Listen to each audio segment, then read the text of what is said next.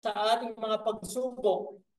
Sa kanyang salita, ipinapakita niya ang layunin sa likod ng ating mga pagsubok ay hindi ito walang kabuluhan.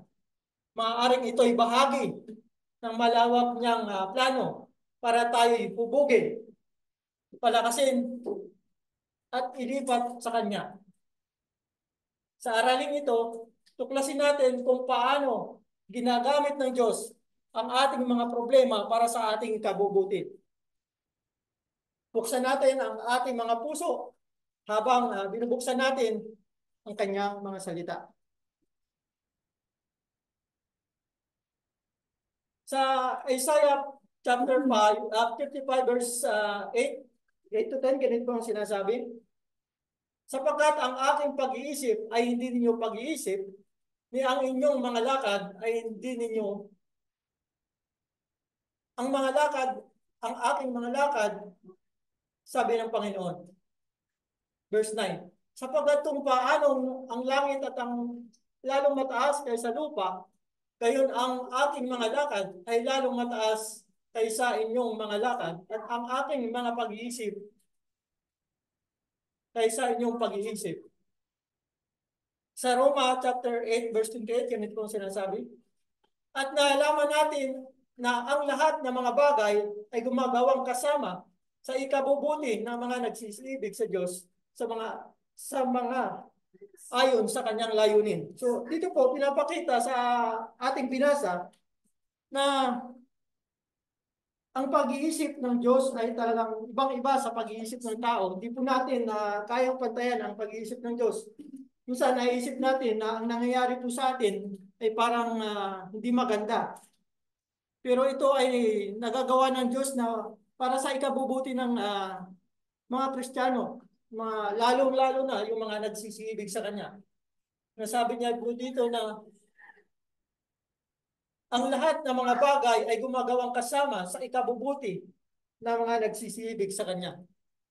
So dito po, pinapakita na ang soberanya ng Diyos at ang Kanyang layunin na ang pag-iisip ng Diyos na lahat ng para sa ikabubuti natin.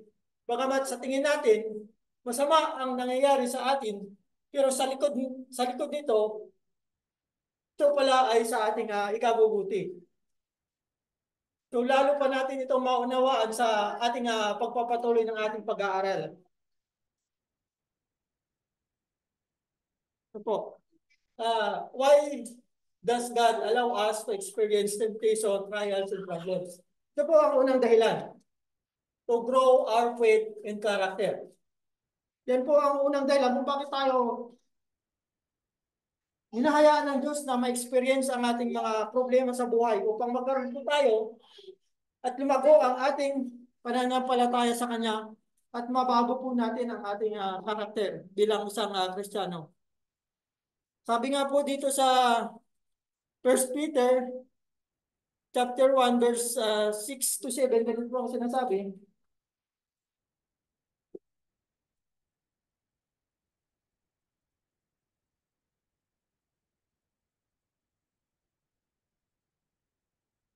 Peter chapter 1 verse 6 to 7, ganun po ang sinasabi.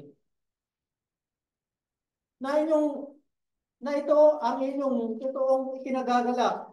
Bagamat ngayon sa sandaling panahon, kung kailangan ay pinalumbay kayo ng muli-muling pagsubok. 7. Upang ang pagsubok na sa inyong pananampalataya na lalong mahalaga kaysa ginto na nasisira bagamat ito'y sinubok sa pamamagitan ng apoy ay masumpungan sa ikapupuri at ikaluluwahati at ikakarangal sa pagpapahayag ni Kristo. So, sinasabi po dyan na kaya pinapayagan ng Diyos na tayo ay ma-experience ang mga bagay nito, yung mga problema, trials, ay upang magkaroon tayo ng pananampalataya sa Kanya. Sinabi nga dito na ang isang ginto ay hindi magiging isang tunay na ginto kung hindi siya dadaan sa proseso na ito po ay dumadaan sa apoy upang ito'y maging makina. So, ganun din po tayo. So, hinahayaan ng Diyos na ito na ang problema ay mangyari sa atin upang tayo ay maging dalisay, upang maging dalisay ang ating pananampalataya sa Kanya. Sa James chapter 1 verse 2 to 4, ganito po ang sinasabi.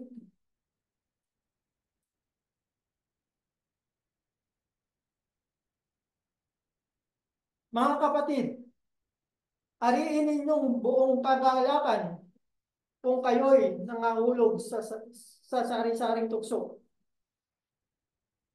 3. Yamang naalaman na ang pagsubok sa inyong pananampalataya ay gumagawa ng pagtitiis. So, yun pala po ang isang dahilan. Sabi nga dito, magalak, parang nahirap po yata magalak, di po ba? Sa isang pagsubok. Pero yun yung paraan ng Diyos na ibinigay sa atin upang tayo ay tumibay sa ating pananampalataya. Kasi ang mga experience na yan po ay nakapagbigay ng patience o pagtitiis. So nagkakaroon tayo ng pagtitiis sa ating mga sarili na ito ay magagamit po natin sa ating pananampalataya sa pagpapatuloy sa ating paglingkod sa Diyos. So nagiging matiisin po tayo. Sa Romans chapter 5 verse 3 to 4, ganito po ang sinasabi.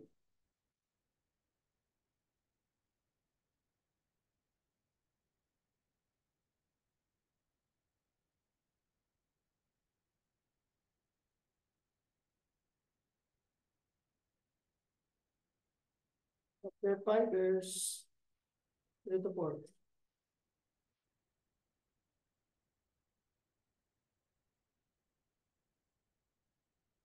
At hindi lamang gayon, kundi naman nangagagalak tayo sa ating mga kapatid at kapighatian na nalalaman ang kapighatian ay gumagawa ng katiyagaan at ang katiyagaan ay nagpapatunay at ang nagpapatunay ay ang pag-asa. So makita po natin dito na ang mga pagsubok na yan ay nagkakaroon tayo ng nakapag-produce po ito ng katiyagaan. Yun po yung nabubunga sa atin na kapag tayo ay nakakaranas ng pagsubok. Kaya wag po natin gawin isipin laging negative ang problema sa buhay. Kapag ito ay nagpo-produce ng pag-asa. Sa James chapter 1 verse 12, ganito po sinasabi. Balik po tayo sa Santiago. Chapter 1 verse 12.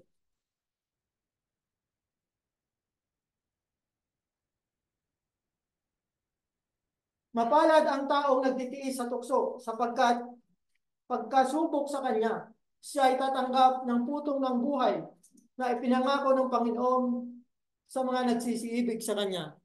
So ito po, kapag tayo po ay nasusubukan, so lumalabas po yung ating nagiging mapalad po tayo, yung mga nagtitiis sa tukso. Nagiging mapalad. Sabi niya nga dito, ang mga nagtitiis sa tukso ay tatanggap ng putong ng buhay na ipinangako ng Panginoon na nagsisiibig sa Kanya. So, mahalaga po ang mga pagsubok. So, ginagawang positive ng Panginoon. Sa akala po natin, ang pagsubok ay negatibo lamang. Pero pag dapat sa ating mananampalataya, dapat ito po ay maging positive po sa atin. Kapag dito po makikita na nagiging mapalad ang taong nagtitiis sa tukso.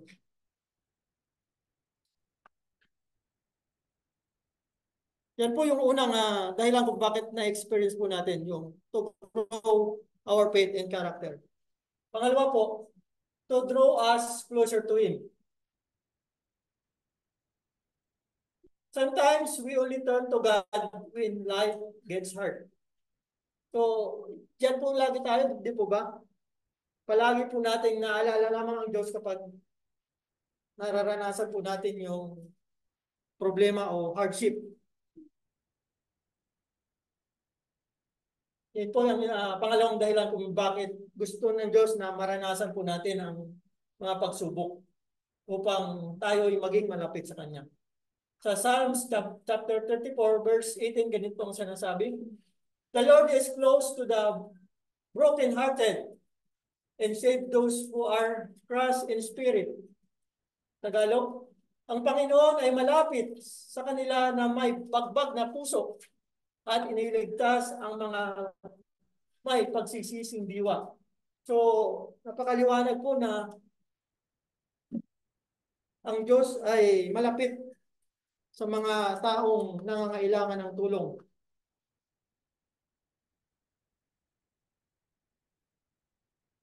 Sa 2 Corinthians chapter 1 verse 8 to 9, ganito po ang sinasabi.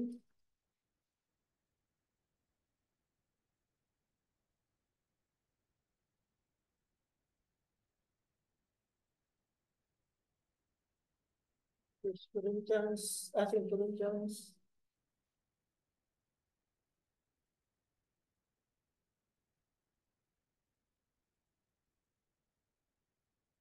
Ito na.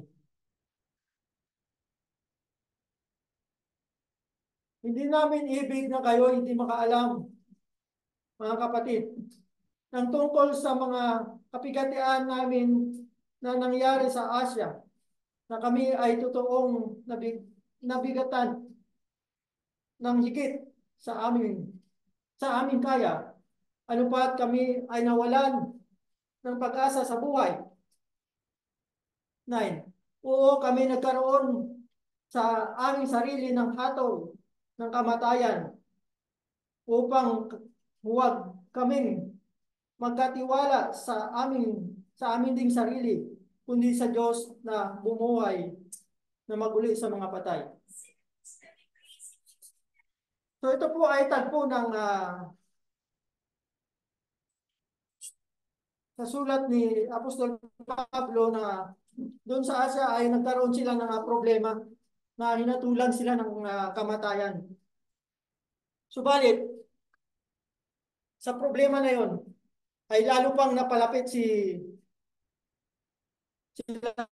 Apostol Pablo sa Diyos sapagkat inibig niya na magtiwala sa Diyos sapagkat ibinigay niya ang kanyang sarili na magtiwala sa Diyos upang ito ay magkaroon ng pag-asa sapagkat alam ni Pablo na kayang bumuhay ng Diyos ng mga patay. Kaya hindi siya natakot dun sa hahatulan sila ng kamatayan. Sapagkat alam niya na ang Diyos ay kayang bumuhay ng mga patay. So, lalong napalapit si Apostol Pablo sa Diyos. Kaya yun yung dahilan na minsan sa ating mga buhay, naging positibo po tayo sa ating mga problema.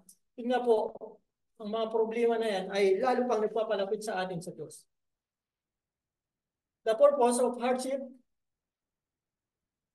hard times remind us God is our ultimate source of strength, not ourselves. So, ganun po yung nangyari kila Apostol Pablo. So, nagtiwala siya sa Panginoon. Ang mga pagsubok sa buhay ay paalala sa atin na ang Diyos lamang ang ating tunay na sandigan at pinagmumulan ng lakas, hindi ang ating mga sariling kakayanan. So pangatlo po na dahilan kung bakit hinahayaan ng Diyos na tayo ay makaranas ng mga pagsubok ay yung tayo ay turuan o disiplina. God sometimes allow difficulties as discipline, not punishment, but loving correction. So, minsan, naalala po natin na parang pinaparusahan na tayo ng Diyos.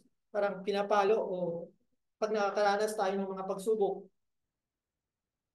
ng mga pagkakasakit o mga problema sa pamilya. So, pinapayagan ng Diyos yun sapagkat gusto niya tayong turuan, mayroon tayong matututunan sa mga problema. Sabi nga sa Hebreo chapter 12, verse 6, the the Lord disciplines the one He loves. So, basahin po natin.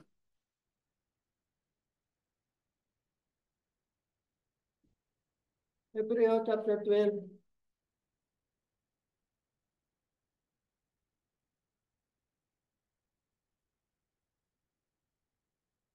verse 6.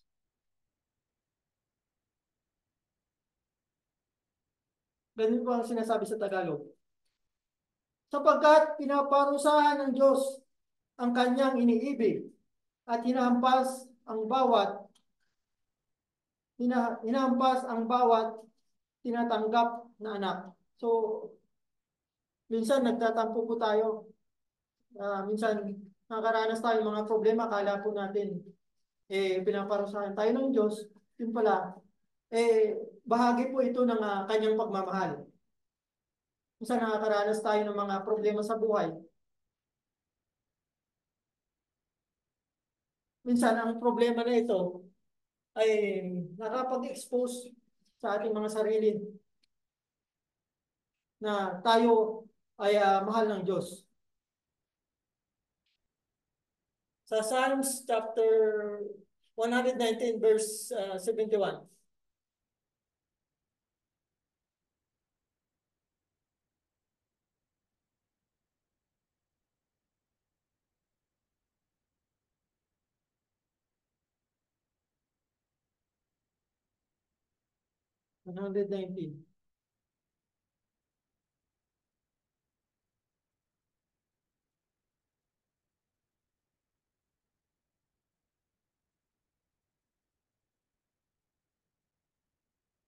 Mabuti sa akin na ako'y napighati upang aking matutuhan ang mga palatuntunan mo. So, minsan hinahayaan ng Diyos na tayo ay makaranas ng kapigatan upang ang mga palatuntunan ng Diyos ay matutunan po natin. Yun po ang sabi sa Psalms 119 verse 71. Sa Proverbs chapter 3 verse 11 to 12, ganito po ang sinasabi sa Kawikaan.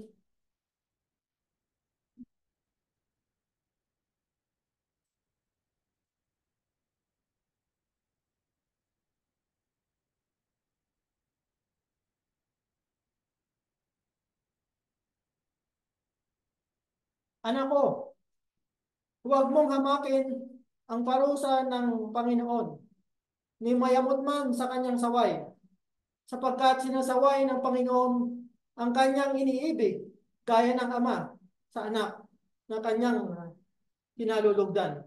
So, dito po napakaganda ang sinabi ng Panginoon. Sabi niya, huwag nating hamakin ang parusa o ang saway ng Panginoon. Sapagkat kapag sinasaway ka ng Panginoon, ibig sabihin po, may concern ang Panginoon. Mahal tayo ng Panginoon. Kaya ayaw niya na tayo ay mapahamak. Kaya sinasaway niya tayo at kinokorek niya. So yan po ang dahilan kung bakit natin naranasan to teach us and correct us. So the purpose, problems can expose yung sin. Wrong priorities or misplaced trust leading us back to God's way. So, minsan, yan po ang nagiging kagandahan kapag nakaranas po tayo ng problema. So, nakikita po natin na tayo po pala ay nagkakasala.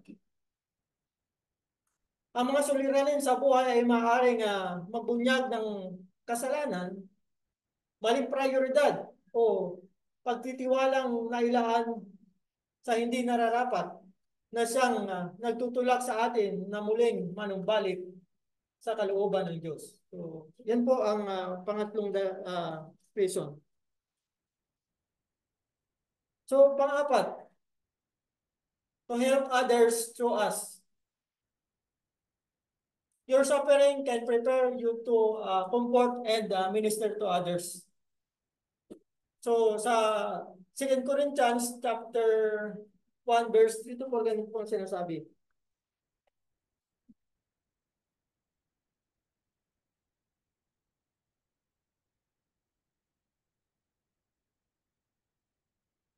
Second Corinthians chapter 1 verse 3 to 4, ganito po ang sinasabi.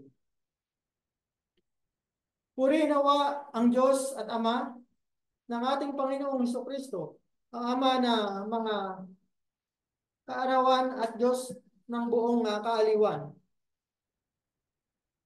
na siyang umaaliw sa atin sa lahat ng kapighatian, upang maaliw ang mga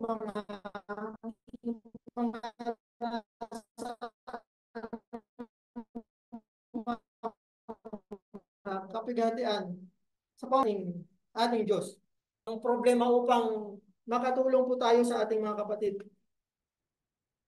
Kapag nakaraan, pwede pong maging advice. So makapagbigay po ng advice ng ating mga kapatid kasi napagdaanan na nila yan, yung problema, trials or temptation na pinagdaanan. Pwede mong i-share para sa comfort ng ating mga kapatid sa pananampalataya. Di po ba? Yung mga kapatid po natin na medyo experience na katulad na si Sister Jean, so marami na pong problema na kinaharap niyan o nalampasan. So kapag nagka-problema po tayo bilang magkakapatid, pwede po siyang makapagbigay ng advice about sa atin kung paano niya pagtagumpayan ang mga problema na ito. So yun po ang isang mga dahilan kung bakit hinahayaan ng Diyos upang tayo ay makapagbigay din ng advice sa ating mga kapatid.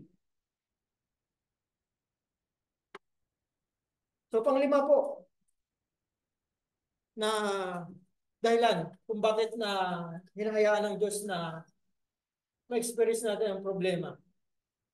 Christians are not promised trouble-free life. In fact, suffering identifies us with Christ. So yan po. So maliwanag na ang isang Kristiyano po ay hindi ibig sabihin ay wala na tayong maranasang problema.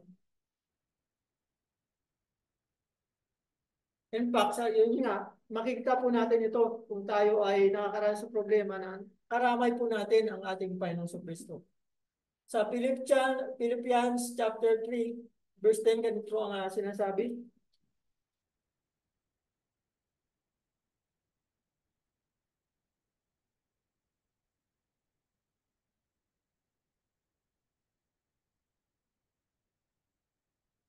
Upang makilala ko siya at ang kapangyarihan ng kanyang pagkabuhay na magulit at ang pakikisama sa kanyang mga kahirapan na ako'y natutulad sa kanyang pagkamatay. So yan po ang isa sa mga dahilan na kung bakit hinahayaan ng Diyos na tayo ay magkaroon ng pakikisama sa kanyang kahirapan. We grow in intimacy with Christ when we walk the path He walked, including suffering. So, tunay tayong napapalapit kay Kristo kapag nilalakaran natin ang kanyang landas. Kasama ang pagsubok sapagkat sa pamamagitan nito ay nakikibahagi tayo sa kanyang mga kahirapan. So, pang-anim po, ito po yung last na reason kung bakit pinapayagan ng Diyos to display God's power and glory. Sometimes God allows suffering so His power can be shown through healing, endurance, or miracles. So katulad nga po ng nangyari dito sa Bulag, na this happened so that the works of God might be displayed in Him. So basahin po natin sa Tagalog, sa John chapter 9,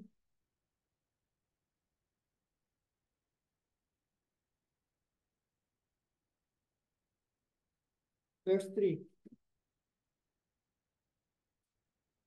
Sumagot si Jesus, hindi dahil sa taong ito'y nagkasala, ni ang kanyang mga magulang man, kundi upang mahayag sa kanya ang mga gawa ng Diyos. So, yan po ang isa sa mga dahilan na nangyayari ito upang mapahayag ang kapangyarihan ng Diyos. Your purpose, your problem may be the stage of God's glory.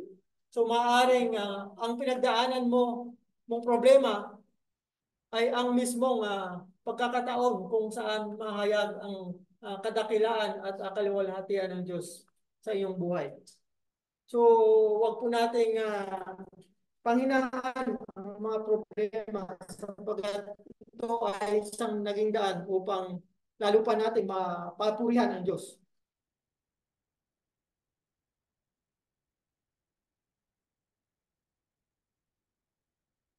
Bilang summary po ng ating napag-aralan sa umagang ito, God allows problem, unang-una, to grow our faith, to draw us near to Him, to correct and guide us, to prepare us to help others, to make us more like Christ, and panguli, to glorify Himself. So problems are not pointless. They are part of God's purpose for our salvation. Yan po ang mga dahilan kung bakit hinahayaan ng Diyos. So sana sa pag-aaral na ito mga kapatid ay nagkaroon tayo ng bagong pananaw sa mga problema. So napakatalino ng Diyos na ginamit niya ito upang tayo ay tumibay at magtiwala sa kanyang soberanya at kapamahalaan. Bilang pangwakas po ng pag-aaral na ito, ay ganun po ang gusto kong mensahe na gusto kong ipaabot sa inyo. Sa pagtatapos sa aking pag-aaral na ito, alalahanin natin ang mahalagang katotohanan. Ang mga problema ay hindi patunay na walang Diyos. Kadalasan, ito pa ang paraan niya upang mas lalong kumilos sa ating buhay. Maaaring hindi agad natin maintindihan ang dahilan ng ating mga pagsubok, pero maaasahan natin kung sino ang kasama natin. Ang Diyos na mapagmahal, marunong at makapangyarihan. Ginagamit niya ang sakit upang tayo ilinisin, ang mga problema upang tayo ihanda, at ang mga pagsubok upang tayo ipatibayin, at ang bawat problema ay pinangangako niya ang kanyang presensya, lakas at layunin upang tayo tumibay sa ating pananampalataya. Kaya huwag tayong manghina.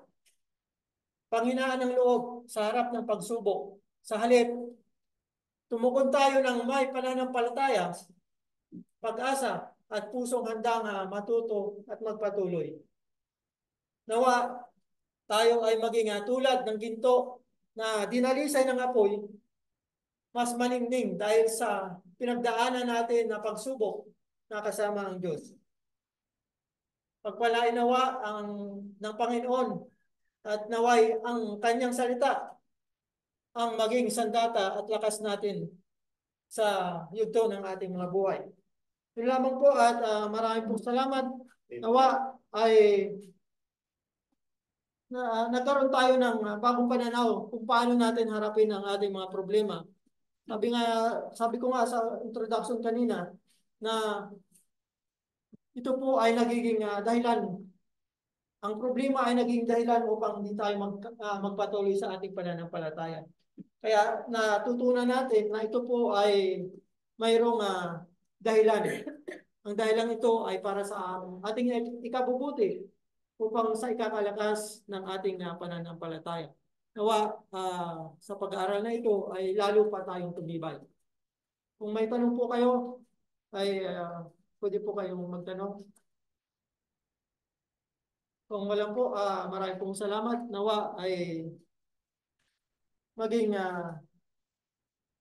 maayos po tayo at maging tumibay po tayo sa ating pananampalataya. Muli, maraming pong salamat.